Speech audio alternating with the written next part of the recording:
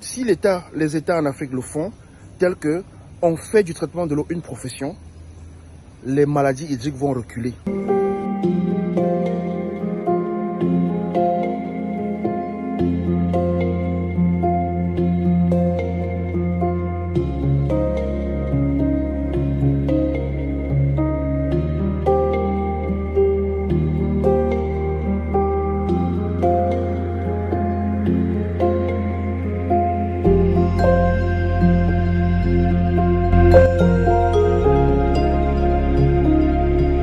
Donc je disais qu'il était important pour ma part que l'on puisse diviser nos villes en Afrique en districts comme celui-ci pour que tout le monde ait accès à l'eau potable en temps réel.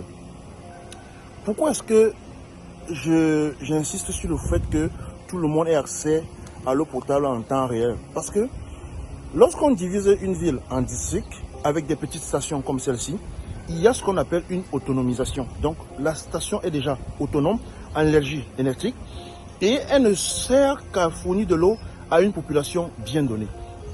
Mais l'autre avantage, c'est que comme ces stations ont tout le principe d'interconnexion, donc elles sont toutes connectées entre elles, une station comme celle-ci, elle est prévue pour 15 000 personnes en fait, mais sa capacité de stockage est pour 32 000 personnes.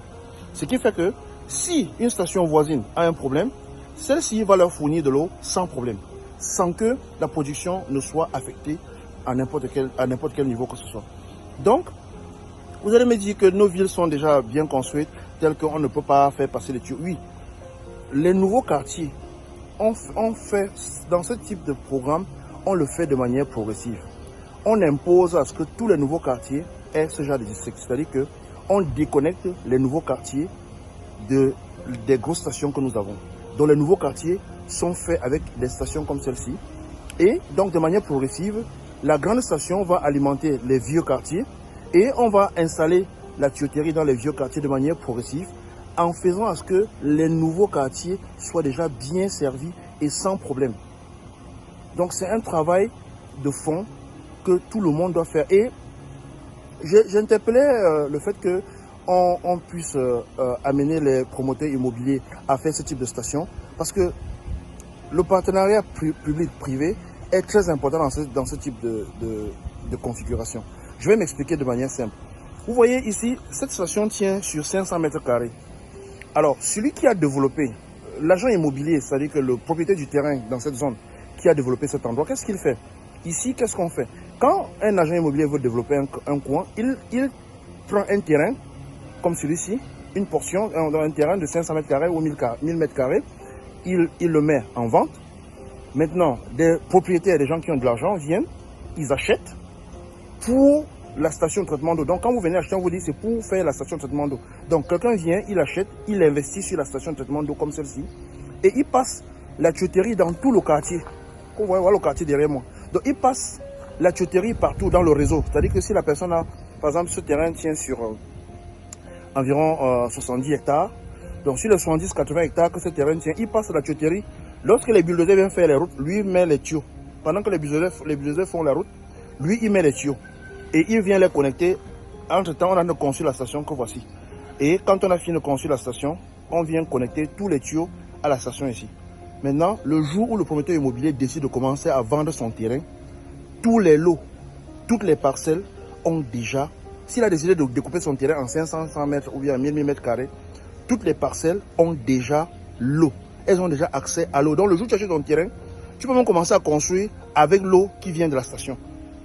Et donc ce promoteur, quand il le fait, il se rend compte maintenant, il se rend donc à la mairie ou bien au ministère de l'Environnement qui lui donne donc l'agrément pour cette station et il recrute une entreprise ou bien un spécialiste de traitement de l'eau qui a l'autorisation pour opérer une station comme celle-ci.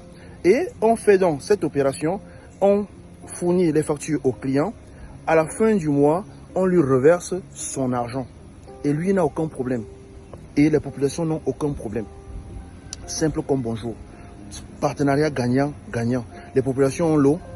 L'État est là juste pour contrôler. L'État ne vient ici que pour contrôler si l'opération est bien faite, si l'eau est bien traitée. Et si celui qui traite l'eau ici a la licence, a une licence pour traiter l'eau. Parce que pour traiter l'eau dans ce pays, il faut avoir une licence. Parce que c'est un problème de santé publique.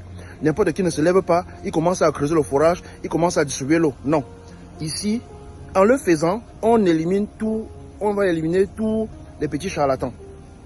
Si les États en Afrique le font, tel que on fait du traitement de l'eau une profession, les maladies hydriques vont reculer. Les gens vont investir, on aura de l'eau, on aura des stations comme celle-ci, on aura de l'eau partout. Les maladies hydriques vont reculer et tout le monde aura de l'eau potable. L'État ne sera là que pour jouer le rôle de gendarme, c'est tout. Celui qui a investi pour construire cette station, il rentrera dans ses fonds après 2 ou 3 ans. Et tout le quartier continuera à avoir de l'eau potable. Sur ce, je vous souhaite une très bonne fin d'après-midi. N'oubliez pas, surtout, de boire de l'eau potable. Parce que votre santé dépend de la qualité de l'eau que vous buvez.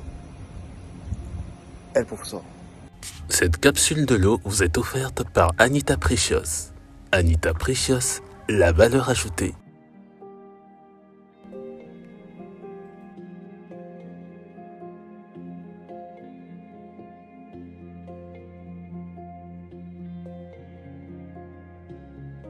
N'hésitez pas à vous abonner et activer la cloche de notification pour ne rater aucune de nos vidéos.